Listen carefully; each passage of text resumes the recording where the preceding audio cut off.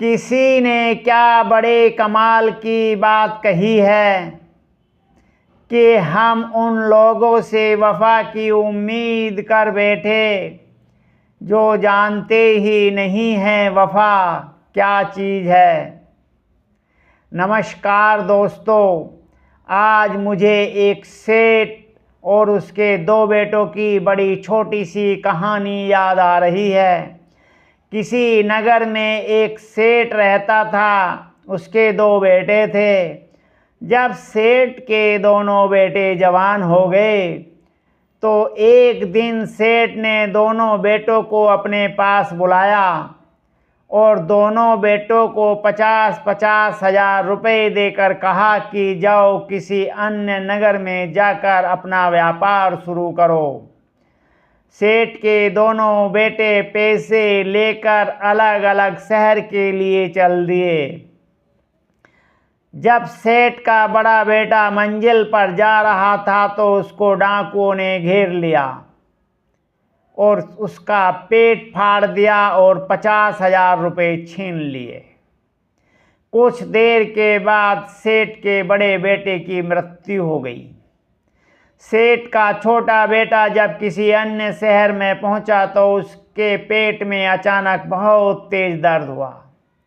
वह डॉक्टर के पास पहुंचा तो डॉक्टर ने बताया कि यह दर्द अपेंडिक्स का है और इसका तुरंत ऑपरेशन करना होगा और इसके लिए तुम्हें 50,000 रुपये जमा करने होंगे। सेठ के छोटे लड़के ने अस्पताल में 50,000 रुपये जमा कर दिए और डॉक्टर ने सेठ के छोटे लड़के का पेट फाड़कर ऑपरेशन किया। सेठ के छोटे बेटे ने भी कुछ समय के बाद दम तोड़ दिया और उसकी मृत्यु हो गई। इस तरह से सेठ के दोनों बेटों की मृत्यु पेट फटने से ही हुई और दोनों की मृत्यु में 50-50 हजार रुपये गए। तो दोस्तों, आप अपने विचार इस पर बताइए कि डॉक्टर और डाकुओं ने सेठ के दोनों बेटों का पेट फाड़ा, दोनों की मृत्यु हुई, दोनों के 50-50 हजार रुपये गए। डॉक्टर और डाकुओं ने सेठ के दोनों बेटों के साथ एक जैसा कर्म किया। तो अपने विचार कमेंट में बताइए, क्या एक जैसे कर्म होने के साथ डॉक्टर और डाकुओं का एक जैसा कर्मफल बनेगा? और इस वीडियो को अपने दोस्तों में शेयर करके भी बताइए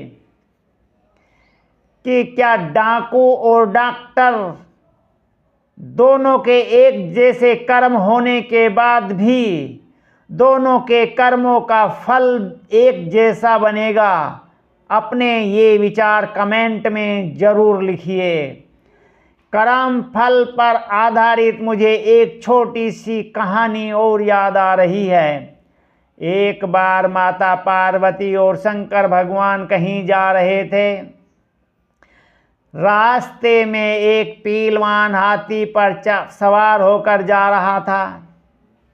माता पार्वती ने देखा हाथी के पैरों से चींटियां मर रही हैं, तो वो अपने स्वामी से बोली कि स्वामी, ये बताइए कि हाथी के पैरों से जो चींटियां मर रही हैं, इनका पाप उस पीलवान को लगेगा या फिर इस हाथी को? शंकर भगवान बोले, देवी, पीलवान तो हाथी के ऊपर बैठा है, उसको तो पता भी नहीं है हाथी के पैरों से चींटियां मर रही हैं, इसलिए इन चींटियों के मरने का पाप उसको तो नहीं लगेगा। तो माता पार्वती बोली, तो फिर इन चींटियों के मरने का पाप इस हाथी को लगेगा। तो शंकर भगवान बोले, नहीं देवी, इन चींटियों के मरने का पाप इस हाथी को भी नहीं लगेगा, क्योंकि ये हाथी अपनी मस्त चाल से चल रहा है, इसको पता ही नहीं है चींटियां मर रही हैं। तो माता पार्वती बोली, तो फिर स्वामी इन चींटियों के मरने का पाप किसको लगेगा? तो शंकर भगवान बोले, देवी इन चींटियों के मरने का पाप तुझको लगेगा,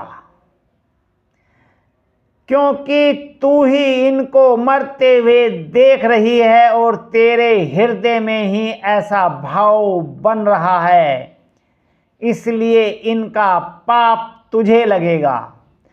दोस्तों, अपने विचार कमेंट बॉक्स में जरूर स्पष्ट कीजिए कि कर्म का फल कहाँ बनता है।